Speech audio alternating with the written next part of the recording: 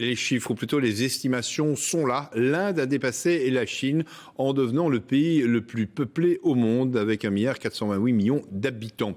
Je vous propose ce soir de prendre la direction d'un district à l'est du pays, une région très pauvre où le nombre de naissances par habitant est le plus élevé du pays, ce qui pose évidemment, vous allez le voir, de nombreux défis. Éric Destiné.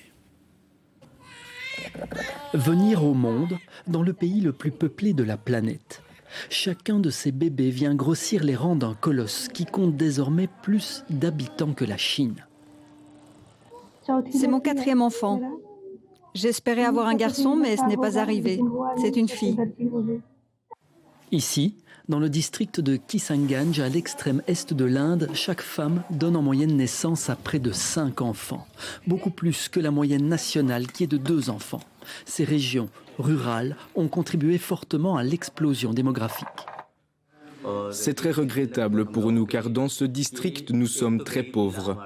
Et si la population augmente encore à ce rythme, cela va mener à beaucoup de problèmes pour les gens car les ressources ici sont très limitées. Ici, la planification familiale est une notion floue. Pratima Kumari travaille au sein des communautés pour tenter de sensibiliser les couples aux moyens de contraception existants.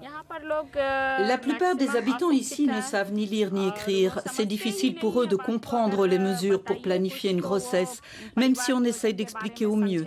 Les travailleurs sociaux vont d'abord à leur contact, ensuite je viens les voir pour leur parler, et ensuite souvent mon supérieur vient aussi pour les aider à comprendre. Ce n'est qu'à ce moment-là que les mères de famille prennent parfois des mesures appropriées. Tenter d'associer les hommes à ce processus est aussi un défi, car freiner la croissance démographique dans ces régions en s'appuyant sur la contraception est une des missions de ces plannings familiaux. Selon les prévisions, la population de l'Inde devrait continuer d'augmenter au cours des prochaines décennies.